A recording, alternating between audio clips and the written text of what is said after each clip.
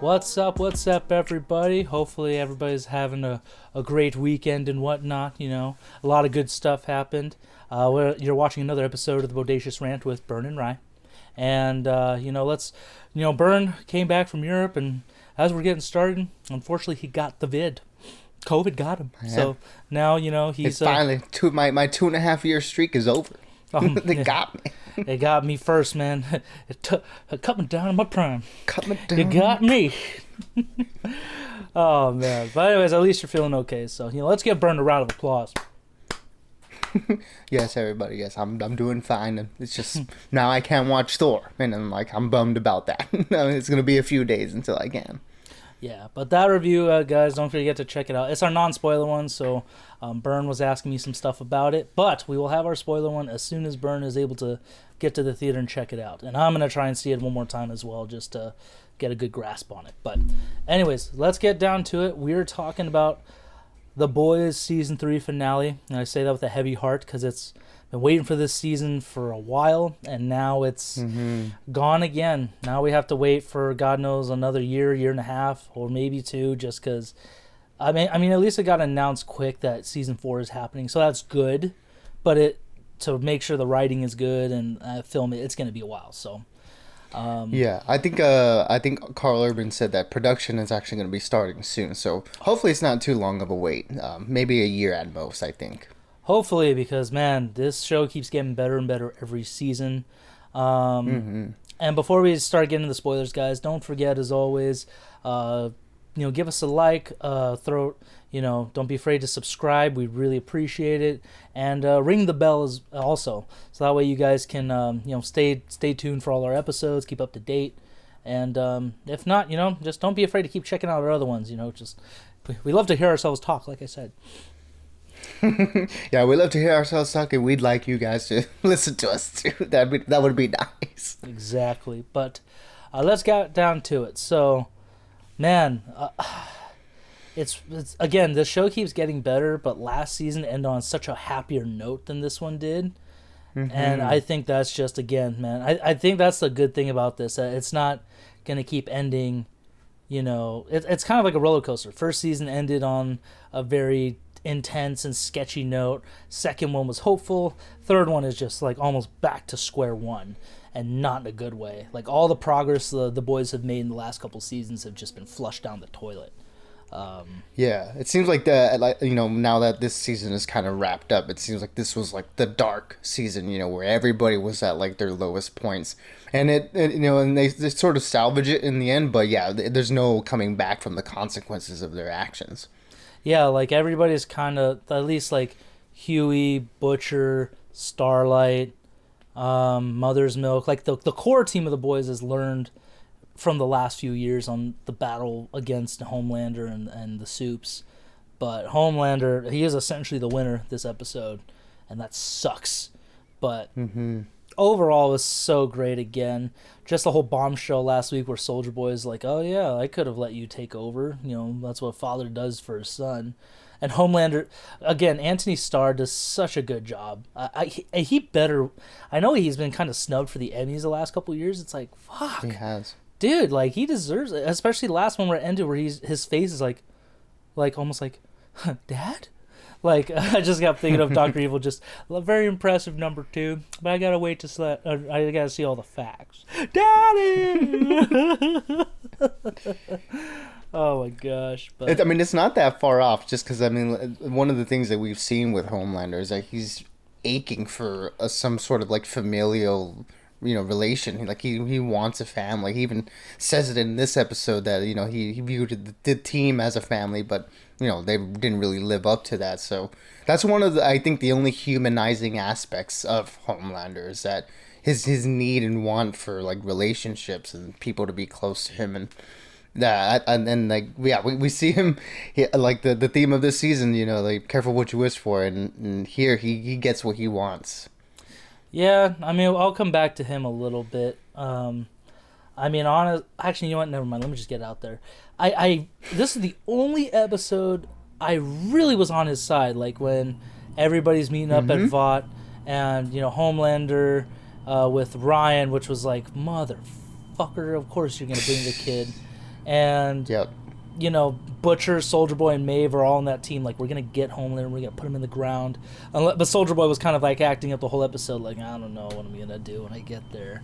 It's like, oh, you asshole! You know this has been the job. Don't pull this shit now, because even though it's like biologically it is his son, and it's one of those things. Like, as a person, how would anyone deal with this? And we find out Soulja Boy was just like, man, if only I was around, so you wouldn't be such a sniveling little pussy. It was just like, Homelander's face is just, wait, what? Hold on, what? Again, such good acting, and man, you called it too. We were talking about it, and I was like, oh man, I don't know how this is gonna go. But you were saying, nah, I think Soulja Boy is gonna reject Homelander just because how he's just wanting affection, kind of, and not being like him, more like him. It's like, damn. I was like, as soon as he started saying that, I was like, oh man, Bernie was right. Damn it. Good stuff though.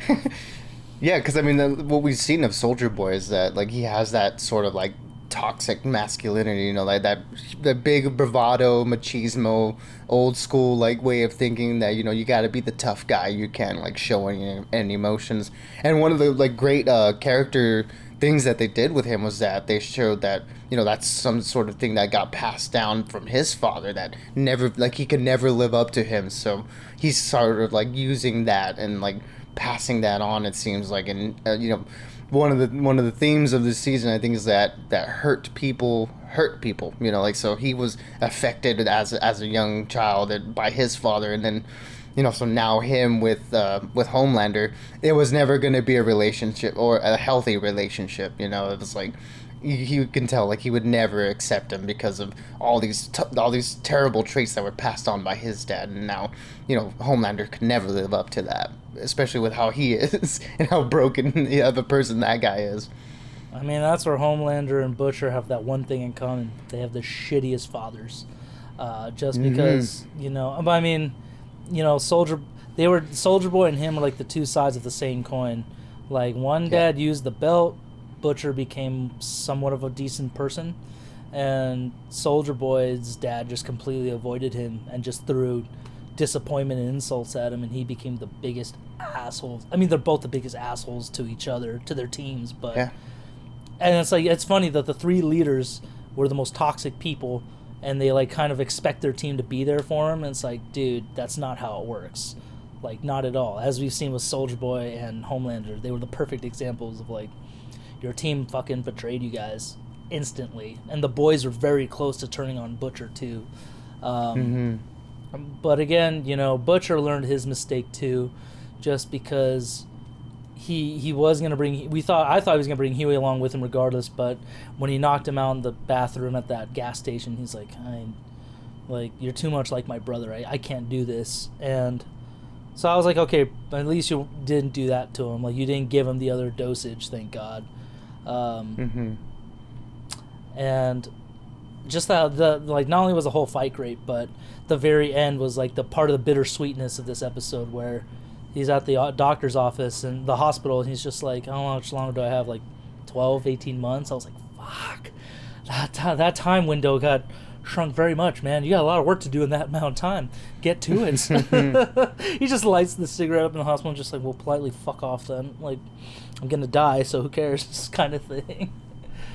Yeah, it's unfortunate because it seems like Butcher, like he refuses to let other people help him. He does save Huey from following him down his path, but it seems like he is on a little bit of like a suicide track. Like he's starting to value his life less and less, and the compound V, or the V24, V24, what it was called, the V24 is only accelerated that, it seems like, and it seems like it's like, yeah, he has a death wish. Like, his ultimate goal is to die fighting, or possibly bringing down Homelander, and unfortunately Ryan is like sort of the consequence of that. Like, his relationship with him is broken, and the promise that he made Becca is broken because of that, and we see, and we'll talk about it in a little bit, that is the wrong choice that he made, and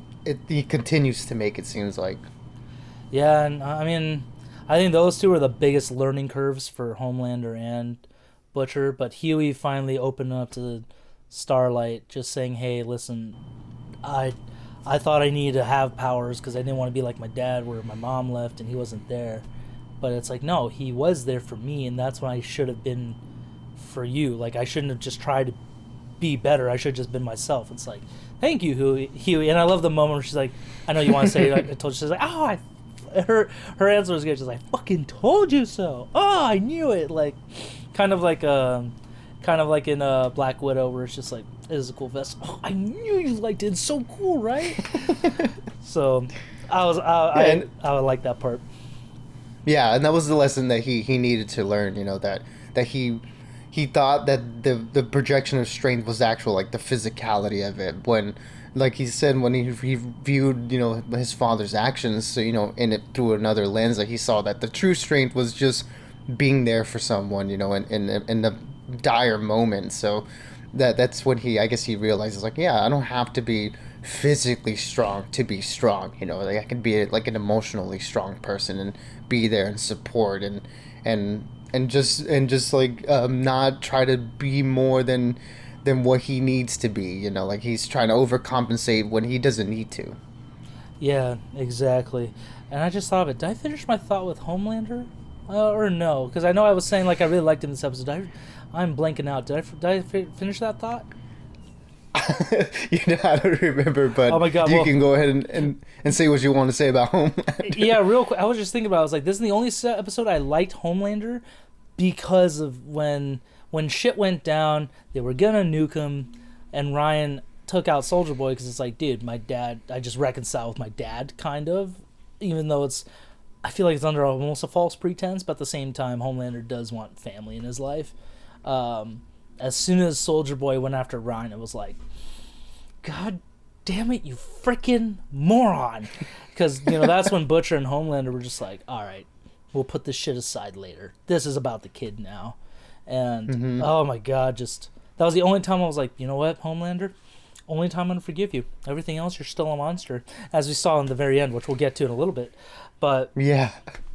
Other than that, everything else is pretty standard. Like, Annie / Starlight, she realized, like, I don't need to be an actual superhero to get shit done. You know, I think she kind of has come to the side of the boys, like, okay, if we got to get stuff done, we'll do it quietly or from the outside, not from the inside.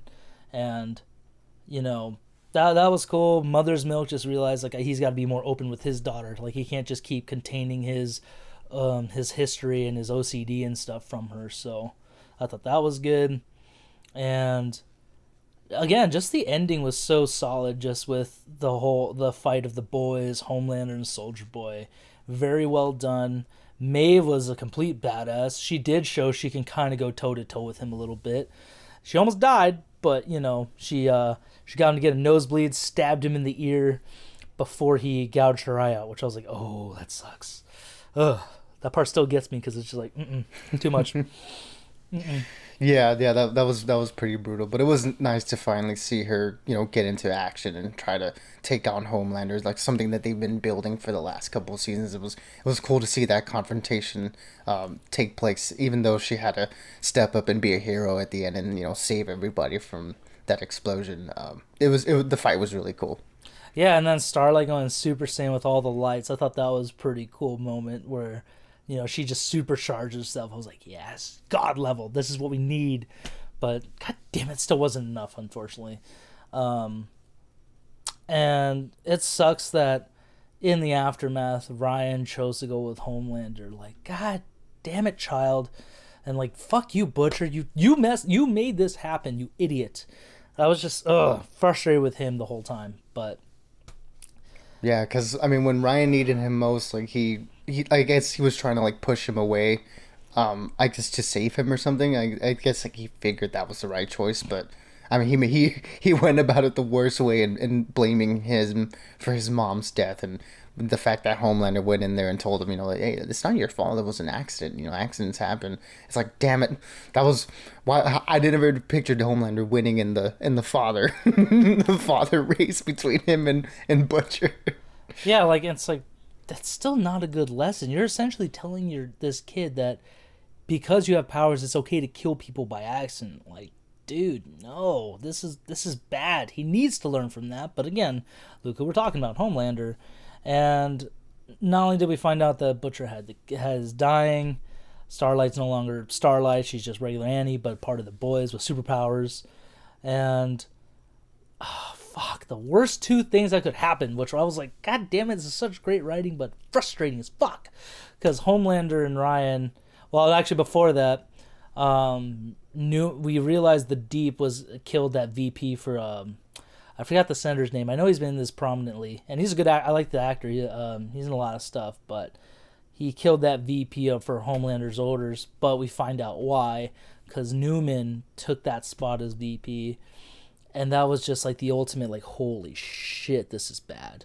Like, last season was bad. We found out she's the head popper, but now she's like, the head popper is going to be a VP of the USA. Not good. Not good.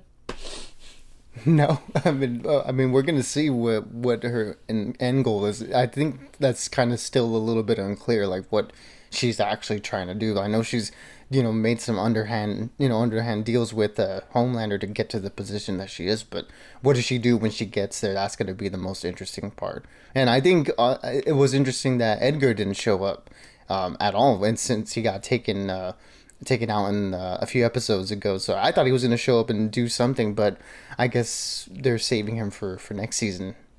Yeah, or he just completely dipped. Who knows? I mean, I'm sure we'll see him next season because Giancarlo Esposito is such a good resource. You can't just toss him away unless maybe he has other shit to do. But because I know Mandalorian season 3 is coming out next year, but so maybe he'll be busy with that. And then Homelander and Ryan, now he's introduced him to the world that he has a son. Which I thought would have happened last season, but I don't think they'd openly announced it. They just tried to take him out, I think, like out in public. Yeah, it wasn't like a public appearance. I remember him and Stormfront. They took him to like what was it like? It was like a little bit of like a Chuck E. Cheese kind of thing, like a cafeteria or something, right? Yeah. Yeah. And where he like freaks out and he takes him out of there, but yeah, I think this was like him formally introducing him, I guess, to the world and to the public that he has a kid. Yeah, exactly. And, when one little Starlight supporter throws something at Ryan, it doesn't hurt the kid. It's just like, oh, okay, throw something at me. Fucking blows his head off in public. And everybody was just like, wait, what's going to happen? And then the dipshit stepfather for Mother Milk's daughter's stepfather cheers it on like, yeah, that's awesome. Like, you fucking moron. And Anthony Starr's smile, that he does such a big smile, it almost looks horrifying, but that's just because the makeup, the hair, everything. And then Ryan's face was the thing that really scared me the most, because that went from like, oh, maybe this is okay, like this is good. It's like, no, god damn it, now he's gonna be a monster like his dad. Yeah, that little grin at the end, like to cap off the season, was so chilling. Yeah, that's why I'm like, next season's going to be horrifying to see what happens. But who knows? I'm excited to see what else next season will bring. And we forgot to say, Soulja Boy also still alive. Maeve as well, yeah. Yeah, Maeve survived, but I was hoping so. I mean, Soulja Boy's dead, but nope, we see him just put back on ice, kind of like Khan from Star Trek 2, where it's just, let's just put him under again and never bother him. It's like, god damn it. Douchebag still lived, so. I'm curious what they plan for his character, though. Like, if the fact that they're keeping him alive, they could potentially reuse him in the future. I'm very curious where they would go with that direction if they do bring him back. Yeah, I mean, who won't be back for season 4? Black Noir. Maybe, I don't know. Because I was about to ask you if you think he's really dead. Because, he has to be dead. I feel like he has to be. Because we've seen him like endure a lot of like different. He had his pieces of his brain taken out. He got blown up in season 2. He cuts his own arm open. So I'm curious if he is actually dead. I mean, he did get disemboweled, but it's like, could he heal that from that? I don't know. I guess the potential's up there, but I wouldn't be surprised if he's just gone. Yeah, I mean, because last episode we realized that, dude, he's just a child stuck in his mind, essentially, with talking cartoon characters. And when the stuttering squirrel was saying, "Oh, you're gonna be in the warm arm embrace of Jesus Christ," it's like, okay, I assume that's him dying. I mean, unless they go with the comic book route and he comes back as like Homelander's clone, that would be kind of cool. But at the same time, I'm like, nah, either kill him off or there'd be a bit crazy way to bring him back, because given he did survive his nut allergies, so maybe possible he could survive his innards getting torn out, but who knows? Yeah, I mean he's survived a lot up to this point, so the potential's there. But yeah, the whole cartoon characters fading out and stuff leads me to believe that it's permanent this time.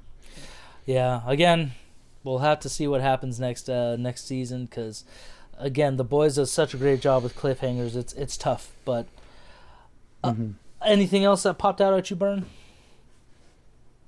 Nah, man. I mean, this has just been an incredible season of TV, and probably one of the best superhero shows. We've been saying it for the longest time, and that continues to be the case. And I think this is the best season that they've had by far, and in 3 seasons that have all been excellent. So I can't wait for season 4 to come out next year. Me too, amigo. Me too.